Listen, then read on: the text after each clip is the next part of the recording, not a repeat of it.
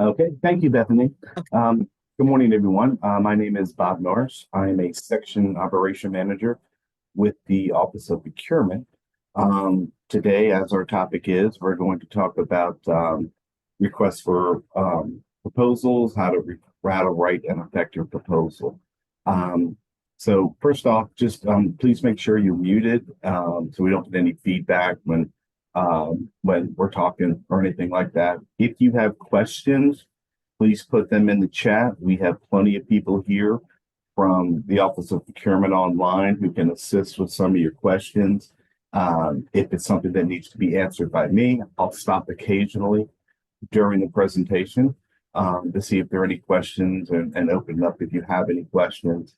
And again, we'll also, at the end of this presentation, we will have an opportunity for questions and answers. So let's get started. You know, the Office of Procurement issues solicitations throughout the year. There's two types of solicitations that we issue. One is an IFB, one is an RFP. An IFB is an invitation for bid, where it's cut and dry what the county wants. It might be copier paper. So we would give the specs on the copier paper, and we would we have a qualifications from what is required of the vendor, and we would ask for the price. And then it would be just based on the award, as long as you met all the qualifications that we're looking for and the specifications of the copier paper, and we would award it on the low bidder's price. There's no proposal writing. The other hand is we have requests for proposals, which are RFPs. They are it's considered a best value procurement, and it's not just based on price alone. So RFPs are mainly used for professional services, but not always, but in most cases, it's used for professional service. It could be department might ask for, writing skills. They might ask for engineering services, whether they be design or architecture or mechanical, electrical, plumbing, construction management, and so forth.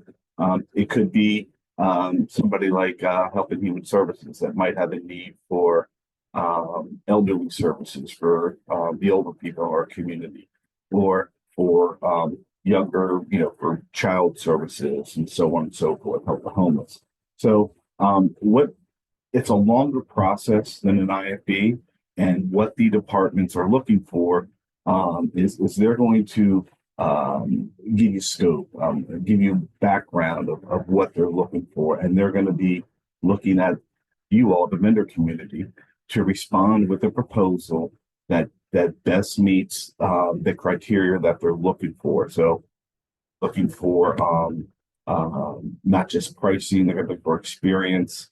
Does the vendor have the resources for that particular need for the county? One of the main things you really need to do is to, when you get the RFP, is to read it front to back, make sure you're familiar with it, because you're going to want to gear your proposals to what the county is looking for.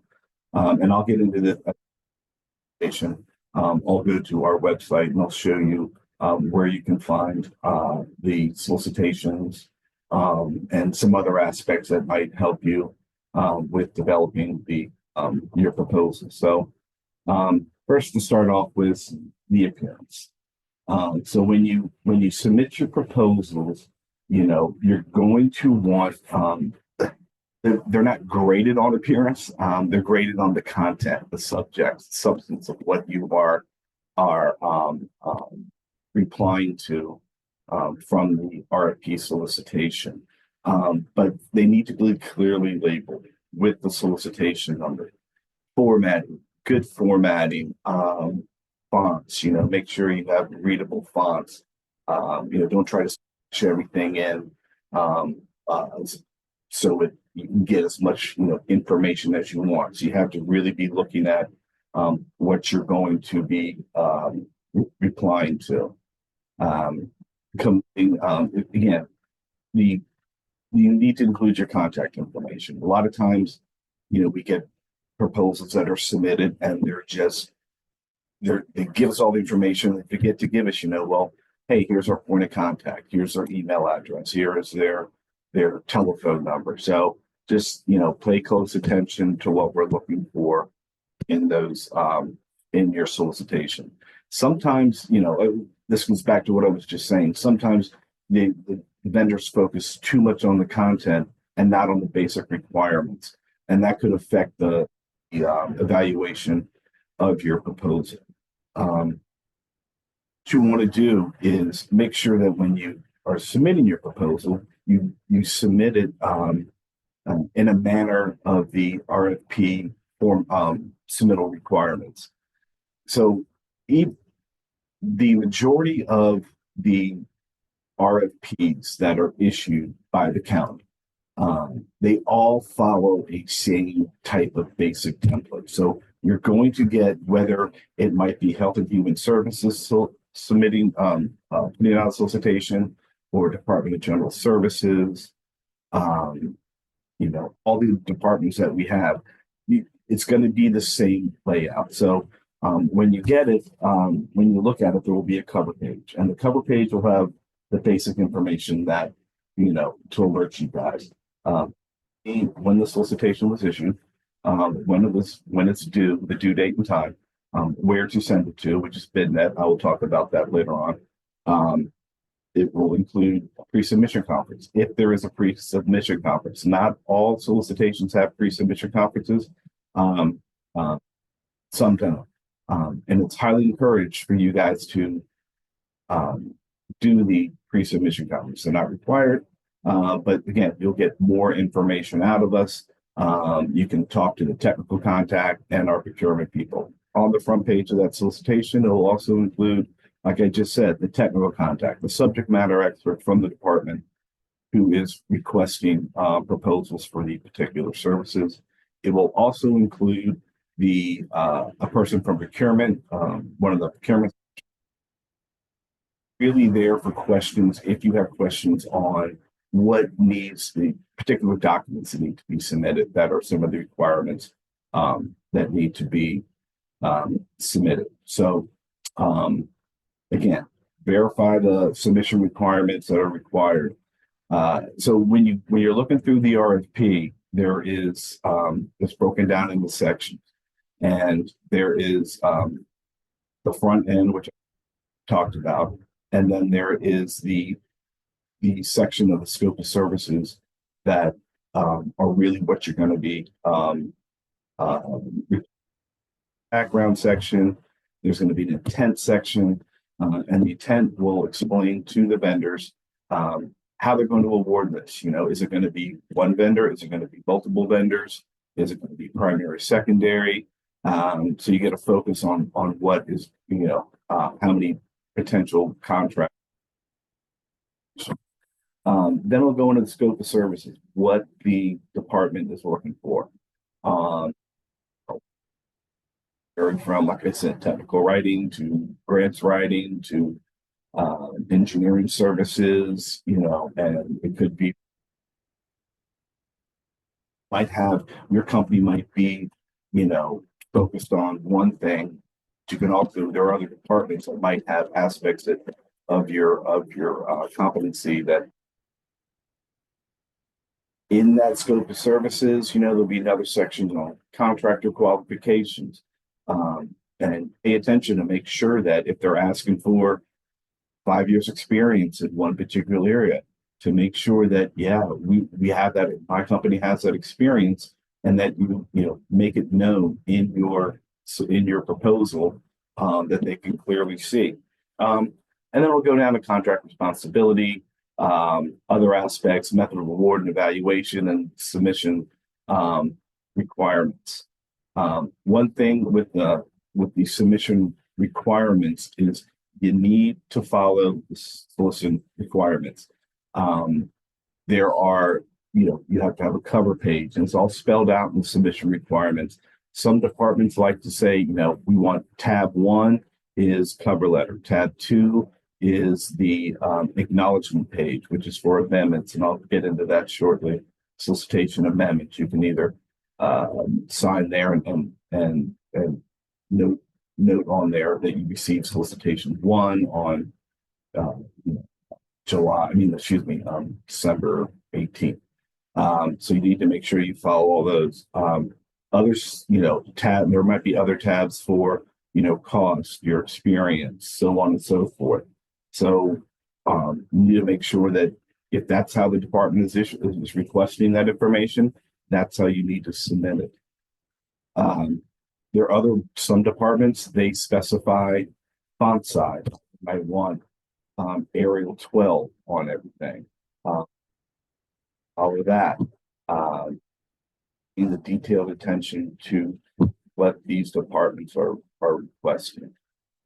Other things to look for, there might be page limitations. So they might ask for, company background experience. So you would need to, this might be 2 pages. Make sure you stay to 2 pages. Don't get too fluffy with it. Just give the department, what they're asking for.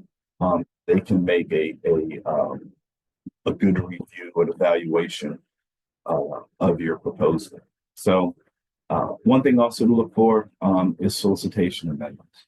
Time to time, sometimes amendments have to be issued due to questions. That's why I mentioned there might be a pre-proposal submission. A pre-proposal conference. It's to your, best ability to attend these pre-submission conferences. It'll give you the opportunity to ask questions, and please ask questions. Don't be, we would like to have them in writing. You can ask them during the pre-proposal submission, but we also like to have them in writing. So if we have to go ask other people to assist to get you the answer, we can do that. Most likely that'll be done by a solicitation amendment when it's needed. Also, ask questions if you have if there are questions on how to if you're not sure about what you're really asking for, or if you notice that, hey, this isn't possible, or there's something, if you see a defect in the solicitation, please let us know. We want to correct it. So you guys have the best opportunity to submit your proposal and accurately and everything. Proposal package review to ensure completeness and required submissions included. Again, that'll all be spelled out in the submission requirements. It's almost like a submission checklist. You just go down and we need cover letter, we need this form, and so on and so forth. So make sure you have all that in there. It's a content, make sure your proposal is complete, concise, including the description of each submission item. So the QSC is the ones who are going to be evaluating this. The less time they have to flip through to find the information that they're asking for, the better. So, make it concise, make it complete, clearly labeled, so they have the best opportunity to give you the best possible score on there. We also on the content proposals, including resume, writing samples, and other required submissions. So a lot of times, again, if it's like technical writing that they're looking for, they're going to ask you for that. They might ask for 4 writing samples. Give them 4 writing samples. Don't give them 3. Don't give them 5. Give them 4. Just give them what they're asking for, and make sure they are clearly submitted in the correct part of the required submissions that the department is looking for. It could also be, say, like if it's for an engineering service, they might ask for a particular type of task order that you've probably done for another jurisdiction. 3, give them 3. You don't need to give them any more. And follow again, they might say no more than 20 pages per task order sample or whatever qualification that you want to be doing. Okay, make sure your proposal reflects the emphasis on the evaluation criteria. So when you're looking through the RFP, you are going to have a page that's going to tell you this is how the QSC is going to evaluate. So, for example, it might be experience 15 points, task orders and projects, samples 5 points. There's going to be not a dollar. There's going to be a number associated, a point structure associated with each one of those sections. So when you're developing your proposal, you put the time and effort into those particular sections with the highest points because get the majority of the points that you're going to need to be qualified to hopefully receive an award. There's also cost factor involved in the evaluation criteria. Look and see what that is. Make sure you're sharpening your pencils and you're giving the best price you can give on your proposals, services that the county is. So it's all about maximizing the points when you do your proposals. That's going to give you the best opportunity, like I said, to be given an award. The things you need to look at is we always attach our general conditions, our terms and conditions to the contracts. It's approximately 6 pages.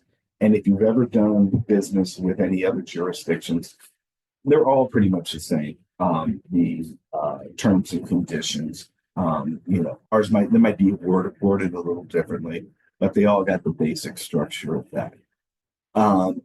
Review them. If you have any questions, issues with some of the terms or conditions that might say, hey, this doesn't apply to us, note that in your solicitation, in your proposal, in your cover page. Say, hey, we take exception. Can this term or this condition be modified with this type of language? Again, it won't affect your scoring. It's just let them know that if you do score the highest or make the cutoff, whatever it is, and when we go into negotiation, something that you might possibly negotiate it. Some of them are pretty hard, but we're looking to make sure that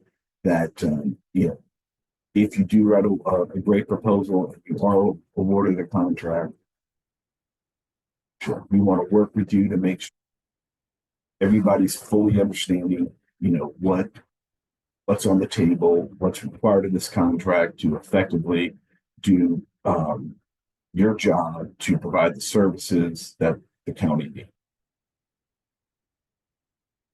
And you're developing your proposal, again, looking through that checklist, the checklist is submission requirements, make sure that you are submitting all the required documents that are required. So make sure that you're checking that off. The other thing is if you want, you can put in there, hey, here's an appendix that has, put it at the back, don't try to, that has, more history about your you do. Don't try to stuff all that through the proposal, and the evaluators on the QSC are like hunting, looking for it. They want to be able to get to the meat of your proposal, your experience, how good you are, what you can provide. You can always put that in the back. They can look at that and see, all this other experience and expertise that might not pertain to this solicitation, but it's there. So it might come into play future if you are awarded the contract. But they can see that and, but don't get it all jumbled up within the proposal. Like I said, in the submission requirements, there might be some areas where there are page restrictions. And this is to, again, help the department who's evaluating these proposals that they they don't they don't have to hunt for. They want to just get to everything they can, quickly and in a time to be able to evaluate it. So there might resumes. Each resume might have a 2-page limit. A person's resume. They don't need to know. They just need to the most recent and whatever citation or the is looking.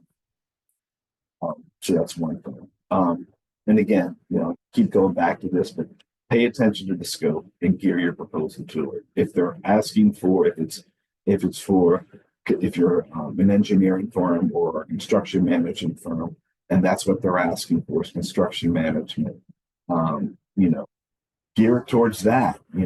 Don't go on and on about other things that you can do because that's what they're looking for. And they're going to tell you in this exactly what type of services in construction management that they're going to need. How many people,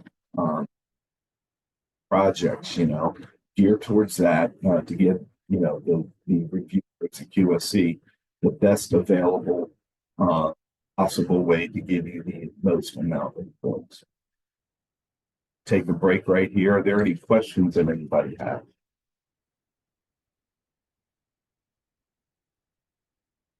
I'll move a little forward.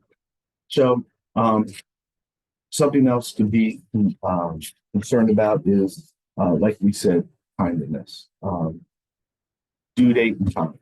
Make sure that you have your proposal submitted by the due date and time. Usually for proposals, not all of them, usually it's on at 3 o'clock on whatever specific date it is. Certain things to be aware of. That could change. It might be an amendment, because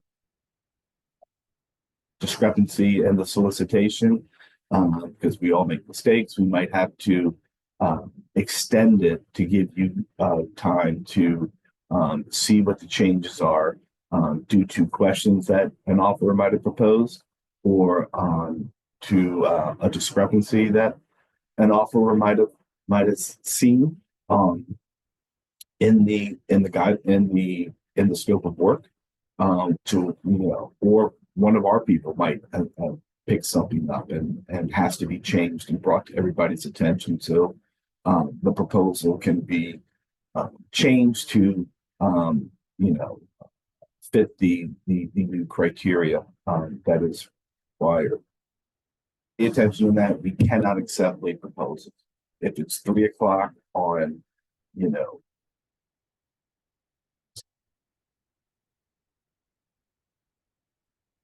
if you do, and we do suggest when you're uploading your solicitation to BidNet to start early. It takes some time. There are certain folders that we ask you to drop certain pieces of the proposal folder. So it does, take a little bit of time. Don't wait till the last end because if it's 3 o'clock, it's gonna shut you off right at 3 o'clock and won't submit any more, and we won't be able to review your proposal. We don't want you to put in all that time and then end up. If you submit your proposal, or let's say it's due on the 30th of December, and we have to issue a solicitation to extend it and change some of the scope because we found a discrepancy. And you've already submitted it. Let's say you submitted today and it closed in 30. You are allowed to go back in there and pull your solicitation back, make the appropriate changes, and upload it back again to BidNet. So we're going to give you that time. We're not going to make a major change and not give you all enough time to correct those, to correct that in your proposal. There might be thing about timeliness also that might come into play is in the RFP on the front page, there might be a statement from the county and the department saying the last day for questions is X date, usually about 10 days before these due, just so we don't have to keep extending. Their timeliness also is part of the county. We're on a timeline as well. We want to make sure that we the proposals stage get to a contract stage in a timely manner. So the timeline isn't also for you; it's also for us, so we can get the appropriate services under contract when. Again, don't wait till the last minute for submit. So what happens? Proposal closes, the departments evaluate it, come to find out you weren't selected. There is an opportunity to have a debriefing. And the reason why the county offers that is to help you develop a better proposal to a solicitation. And you can request that. You would request that through a debriefing process. You would email the technical person and they would set up a meeting with you guys and go over your solicitation and how you scored, or they feel you can improve on that. It will only be on your proposal. They won't talk about any other potential offers proposal. It will be just yours. So you can improve with next time it comes around, because we want you to come back. We want you to don't give up, keep submitting proposals. Those, we're all about, competition and improving, making sure that you get the best opportunity to be awarded.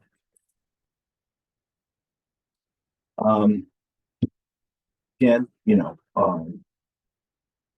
cap on this content, make sure you gear your content to exactly what the departments are asking.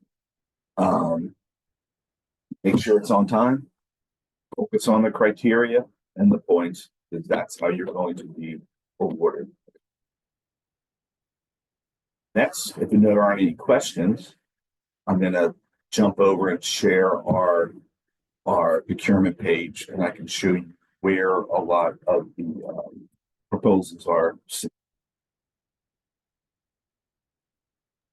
There is a question. Yeah. It says, if a proposal is submitted early, are changes allowed to be made prior to the deadline only if an amendment to the RFP is made? No, you can change it whenever you want. You have the opportunity to basically pull that proposal back and make the changes. If you want to add some more information or content or something changes, like one of the primary people that you put in your on the resume might have left and you need to replace that person, that can be added and re-uploaded, as long as you get it uploaded prior to the due date and time.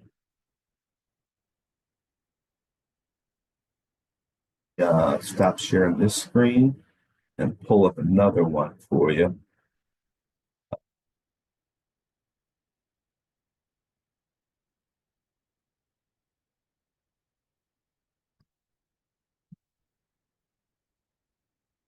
So this is our procurement website. As you can see, it's montgomerycountymd.gov/pro.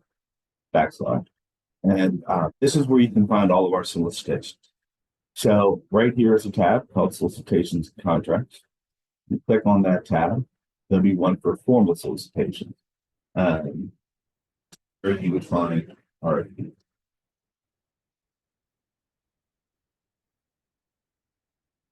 So this is a list of current RFPs and IFBs that are out on a bunch of RFPs out on the website. So this is where you come see other types of services. I mean, you might be like I said, a technical writing firm, but you know, many departments might want a specialized person. So don't just look for like DGS, Department of General Services, or Department of Transportation. Health and Human Services might need a technical writing expert or grant writer, or a police or sheriff's department might need it. You would find all of them. You would also, to download the solicitation, since we are, I'll briefly stop talking about this. All of our solicitations are posted on BidNet, which is a third-party platform. So you're going to be directed to, when you click on a solicitation like this, it'll give you the number, when it's closing, how many amendments have been issued,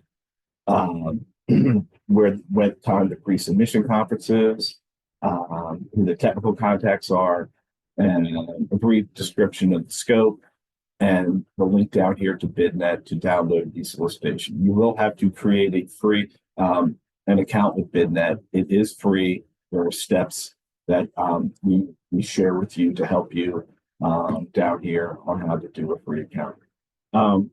The other thing that we have here on this website, as you can see, are solicitation called projections, which are upcoming solicitations. You can search by department, type, it's local small business reserve or category, and it'll list, what is the upcoming solicitations.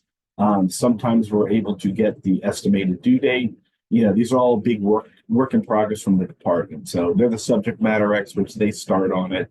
And once they hand it off over to us, they try to give us, when they're going to be submitting their solicitation to us for review and issuance. Sometimes you get that, but it goes down.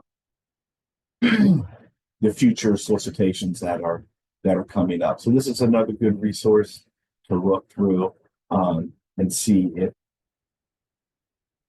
the upcoming solicitations fit your company's expertise. Another area that you can look at is vendor resources. This is when our procurement outreach events are going on, how-to videos, like how to develop an RFP, and other ones, and such as. So to show you the process of how the RFP workflow. Again, you got something you can click on here, and you can see the whole workflow process of when the department identifies the need, working through all of the steps that they need to get it to us. We receive it, we review it, we issue it. Closes. This is a vendor evaluation process. Usually our solicitations are out to 30 days. For more detailed technical ones, it might be longer. So we give you 30 days to do it. And then the QSC takes it. And that's where, it takes a while to review, especially when we get a substantial amount of proposals for the QSC to meet and evaluate and scoring. After they select who they want to negotiate with, who has, let's say, the highest points, then they will start negotiations with them. When they finish negotiations, they will let us know, and we will post the proposed awardee on our website. And then during that time, the offerer or the awardee, and the department will work through contract, get the contract signed and everything, get the contract in place. So that's to show you the type of excuse me, the type of process it takes from start to finish. Uh, Here, talked about the debriefing. What is a debriefing if you request one? Excuse me. When you should ask it, who you should send it to, what's not included. Like I said, content of other authors' proposals, so on and so forth. Page right there um, that can help. Excuse me again. I have any other questions? I don't see any in the chat.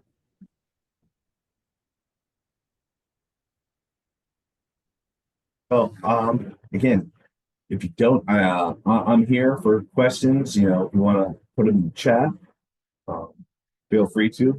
Either appreciate it or ask a question. I can hopefully assist you with the answer.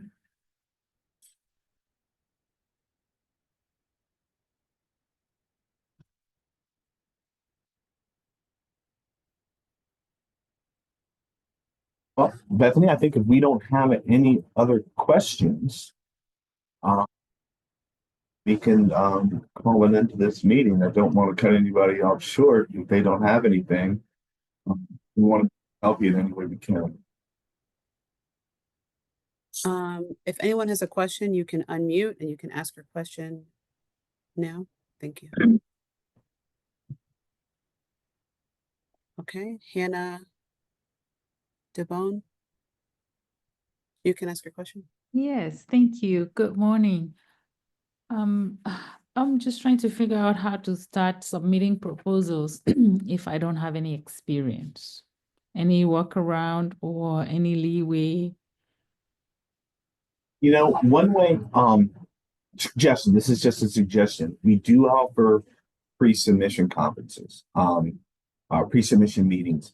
And there, a lot of the people that do have the experience, you can get their contact information, and reach out to them, to see if they would be willing to, work with you, as a sub, for some way to get your, experience on, whatever your expertise, might possibly be. So that's one way to do it. We do have a vendor database that you can search, where you can put in. Let me share the screen again. Sure. So we do have under solicitations and contracts. We do have a contract search, right? So this is a list of all of our contracts, all the buyers, and all of the descriptions. So you can put in the find data set. If you don't know a particular contract number, you can put in like commissary services. If you're looking for commissary services, that electrical products and land, and you can just put whatever data set that you might want to put in there. So I just put in grant. So if you are into grant writing or something, this list all the companies, all the contracts, the person, the vendor name of these people that have something to do with grants with the word grant in it, where you can reach out to them, possibly contact them about contracting opportunities where you could, possibly gain that experience, for you to be able to submit proposals. Thank you. And we have a question in the chat. How do open solicitations differ from a submission standpoint? Okay. An open solicitation. Here we go. So open solicitations Those are issued by the department, and it's for an ongoing service where the county needs those services. So if you would go to down here. So uh, recreation instructors, early childhood consultants. Um, Clicking on those solicitations will take you to the scope of what is required. And it's basically the department will list, here are the requirements that we're looking for. Here's what we need you to do. And it is a set dollar figure. So let's say, I don't know, early childhood consultants, they will list the particular rate that they're going to pay for the services that they're asking for. And then what you would do is you would respond to that solicitation and, give them your qualifications, your experience, whatever they're asking for. They might, need to have a degree in, early childhood development. You need to, be experienced with, preschool kids. I don't know. And then, and it'll tell you what they need, and they'll ask you for certain documentation. Like I said, if you meet all of that criteria and you can provide all of that documentation and you're fine with whatever rate they put in there, contracts, it's open, so it's all going. And depending on how the work is distributed, it might be on a rotational basis. They might need you right away. It might be on a when we need you, on a call-in basis, we'll call you up and say, hey, we need you to go to here or there to do something. So this is a whole list of type of stuff: clinical lab services, home placement stuff, recreation instructors, um, like, fraternity partnership programs.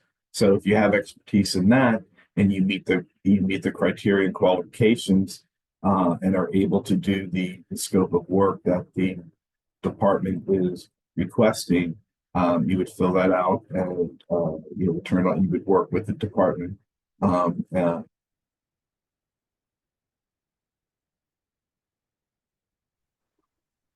So I'm going to jump in real quick just to reiterate something that Bob was honing in on in the front end of the presentation, to make it clear that regardless of what type of solicitation it is, whether it's a formal, so you're hitting the IFB, RFP, or it's an informal or an open, whatever it is, the submission requirements will be outlined in each of those. So if you're looking at it from what's the submission process from the open solicitation standpoint, it will say it in that document. So they, like he was just saying, if they're asking for certain documentation, then that's what you provide.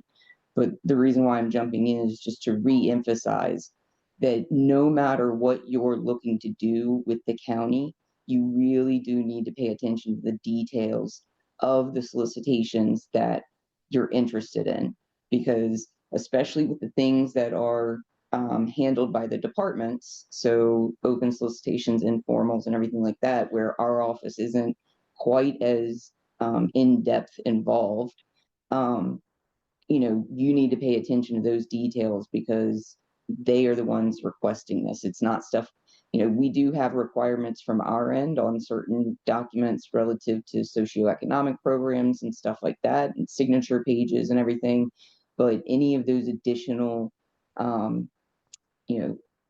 supporting documentation that the departments want to see, you need to pay attention to the details because they will tell you what it is they want. So it's more of a re-emphasis of what Bob said earlier. But we can't emphasize that enough because some people come and they're like, well, I gave you everything. And then when the department looks through it, they're going down the checklist and it says, well, I asked for this, this, and this, and you only gave me 2 of the 3.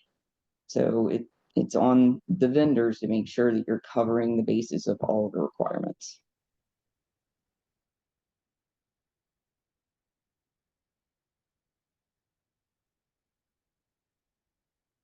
Do we have any more questions?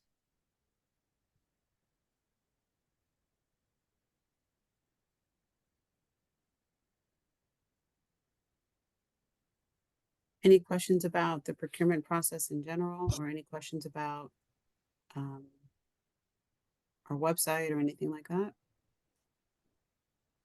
I have a question. I came in kind of late and I wanted to know, I saw in the write-up you had something about the proposition statement. Do you have examples of those?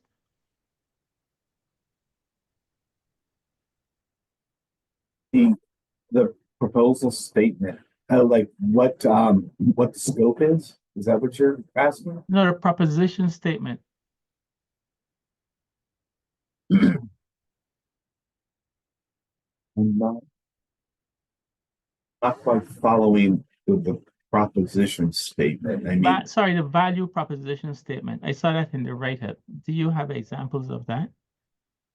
look at, well, the RFP it's the best value. An RFP, request for proposal, is what the county value. So we're not basing your proposal strictly on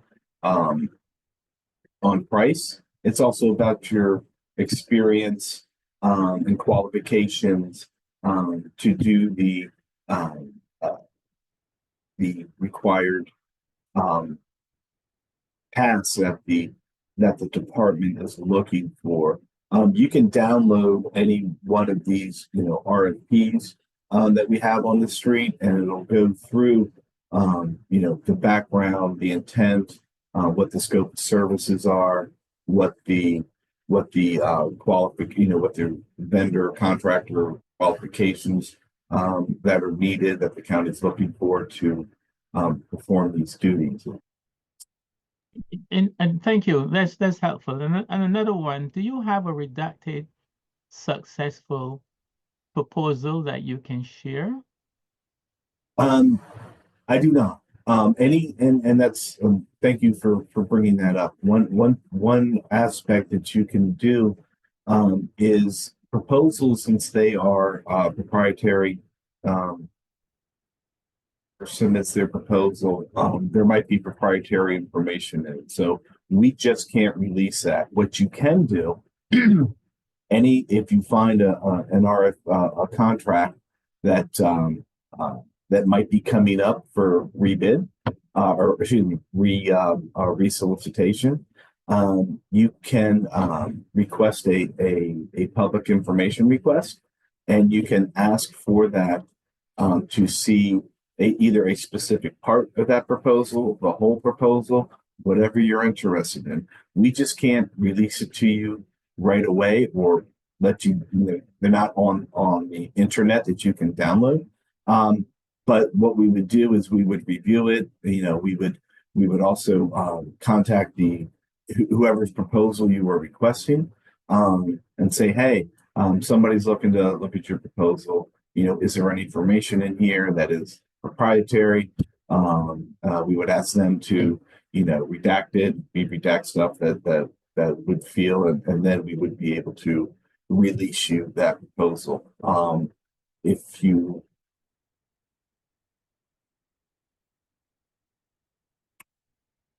want to request one of those, well, I believe, and if somebody from procurement can help me out here, I believe it's oh, there it is. Somebody just put it in the chat. It's #pro MPIA at McCormickCountyMD.gov. And if you find something on the database in our contract database that you would like to look at, our MPIA department would be able to assist you with that. Thank you, Bob. Thank you. Glad I could help. Do we have any more questions?